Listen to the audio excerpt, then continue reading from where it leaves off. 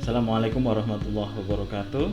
Salam sejahtera bagi kita semua. Senang sekali kita berjumpa kembali pada perkuliahan Sejarah Australia dan Oseania. Pada pertemuan kali ini kita akan membahas tentang pelayaran ke Pasifik yang dilakukan oleh bangsa-bangsa Barat. Sebelum kita membahas tentang bagaimana pelayaran bangsa-bangsa Barat, sebelumnya Australia adalah kawasan yang sebenarnya telah dihuni oleh masyarakat. Mereka dikenal sebagai masyarakat aborigin.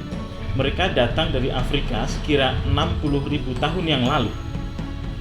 Nah, yang menjadi pertanyaan adalah mengapa sudah selama kira-kira hampir 60.000 tahun yang lalu, tetapi perkembangan kebudayaan mereka tidak mengalami perkembangan yang signifikan.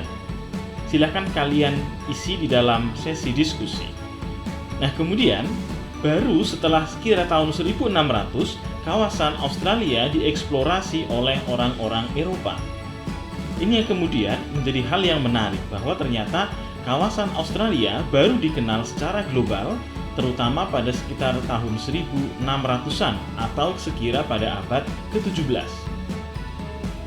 Peserta kuliah yang berbahagia, jika kita melihat ada perbedaan yang menjadi landasan mengapa ada pelayaran yang dilakukan oleh orang-orang Portugal dan orang-orang Spanyol. Kalau kita lihat memang pada awal perkembangannya, bangsa yang berhasil mengeksplorasi Australia adalah bangsa Portugal atau Portugis dan Spanyol. Namun ada perbedaan antara pelayaran yang dilakukan oleh keduanya, di mana jika bangsa Spanyol berlayar dari Spanyol sampai ke Australia, menuju Australia, yakni melewati kawasan selatan Amerika, yakni melewati Amerika Selatan. Seperti yang dilakukan oleh Magellan, dia berlayar dari Spanyol, dari Eropa khususnya, kemudian ke kawasan Afrika, ke kawasan Amerika, baru kemudian ke barat terus sampai akhirnya sampai di kawasan Pasifik. Nah, yang membedakan dengan pelayaran yang dilakukan oleh orang-orang Portugis adalah mereka berlayar melalui Afrika, melalui Tanjung Harapan, kemudian menelusuri pantai hingga sampai ke kawasan pantai barat Australia. Nah, kedua pelayaran ini memang perbedaan ini disebabkan oleh perjanjian Tordesillas dan juga ada perjanjian Saragossa yang nantinya akan membagi antara utara selatan. Nah, kemudian pelayaran yang awal dilakukan oleh bangsa Eropa kemudian mengeksplorasi kawasan Pasifik, terutama kawasan Pasifik Selatan. Ada beberapa pelayar terkenal yang dilakukan oleh bangsa-bangsa Eropa di kawasan Pasifik Selatan, yakni ada Bartolomeu Dias, kemudian ada Loivares de Torres yang dari Bartolomeus dari Portugis, berlayar sekira tahun 1480-an, tapi belum sampai ke daratan Australia namun sudah mengeksplorasi kawasan Pasifik Selatan. Dia berlayar dari Eropa melalui Tanjung Harapan sehingga sampai di kawasan Kepulauan Solomon. Ini dilakukan juga oleh Torres, berlayar sekira tahun 1600 Masehi. Dia berlayar dari Spanyol menelusuri kawasan Amerika bagian selatan dan kemudian sampai di Kepulauan Solomon. Ini adalah gambaran Kepulauan Solomon. Sehingga apa yang dilakukan oleh Dias itu berarti dari Eropa dia ke timur terus sampai akhirnya ketemu di Solomon, artinya dia kemudian sampai ke Solomon Island. Kemudian yang dilakukan oleh Torres, dia berlayar dari arah yang sebaliknya, yakni dari Eropa dia ke barat terus melalui Amerika bagian selatan sampai kemudian tiba di kawasan Kepulauan Solomon. Nah, jadi hal ini bisa menunjukkan salah satu teori bahwa bumi itu bulat karena pelayaran yang dilakukan oleh Bartolomeu Dias dari Portugis, dia berlayar dari Eropa ke timur sampai akhirnya ke kawasan Pasifik Selatan, dan kemudian yang dilakukan oleh Torres, dia berlayar dari Eropa ke barat sampai akhirnya sampai juga di kawasan Kepulauan Solomon. Ini yang kemudian menjadi latar belakang atau menjadi cikal bakal pelayaran yang dilakukan oleh bangsa-bangsa Barat setelahnya, yakni yang dilakukan oleh Belanda dan yang dilakukan pula oleh Inggris. Nah, kemudian pelayaran selanjutnya adalah pelayaran yang dilakukan oleh orang-orang Belanda. Orang-orang Belanda menggunakan jalur pelayaran yang mengadaptasi jalur pelayaran dari bangsa Portugis. Jika orang-orang Portugis berlayar dari Eropa menuju ke Afrika, kemudian sampai ke Tanjung Harapan, sampai akhirnya dia menelusuri pantai-pantai yang ada di sepanjang Arabia, kemudian India, sampai ke kawasan Kepulauan Nusantara. Sehingga kita melihat pada saat tahun 1511 misalkan Portugis berhasil menaklukkan Malaka, karena memang dia berlayarnya melalui rute tersebut.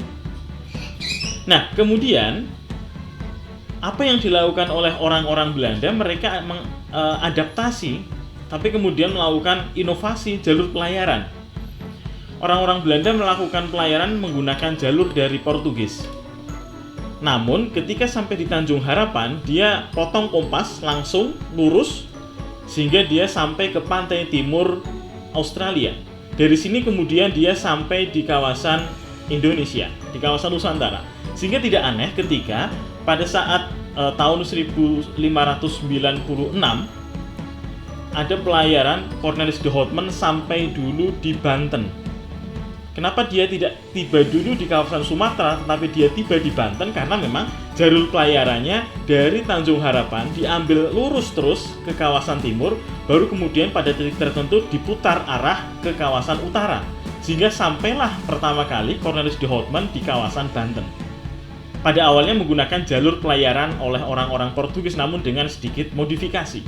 Nah, kemudian orang-orang Belanda, ada semacam Willem Jens, kemudian ada Abel Tasman, dia berhasil mengeksplorasi kawasan pantai barat Australia. Sehingga kawasan Australia di bagian barat kemudian dikenal sebagai New Holland.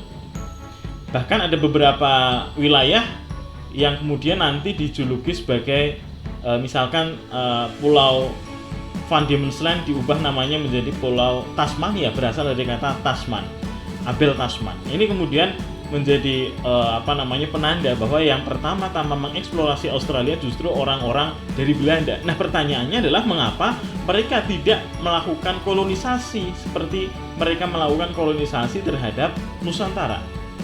Ini yang nanti akan membedakan.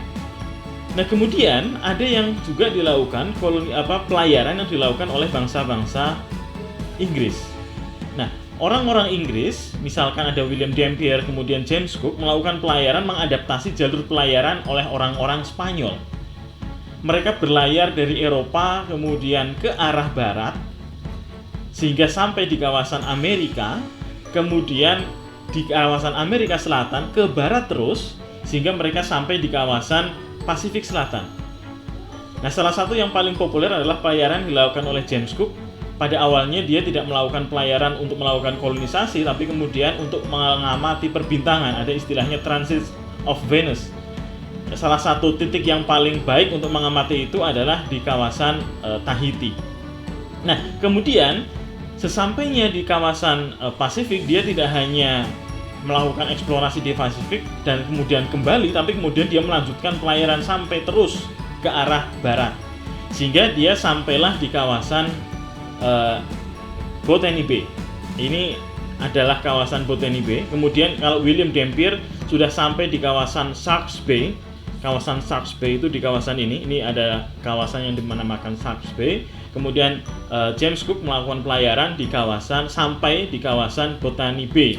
Ini adalah peta gambaran Botany Bay. Nah, kemudian yang terkenal dia kemudian menancapkan bendera Inggris di Possession Island. Di Possession Island itu di utara Australia dekat Selat Torres. Nah, tadi ada pelayaran dari Spanyol, The Torres ya. Kemudian nama Torres dijadikan sebagai Selat Torres yang memisahkan antara kawasan Australia bagian utara dengan kawasan Pulau Papua. Nah, di kawasan Possession Island ini kemudian James Cook menandai sebagai penanda kawasan NSW atau New South Wales. Nah, inilah yang kemudian memunculkan istilah New South Wales.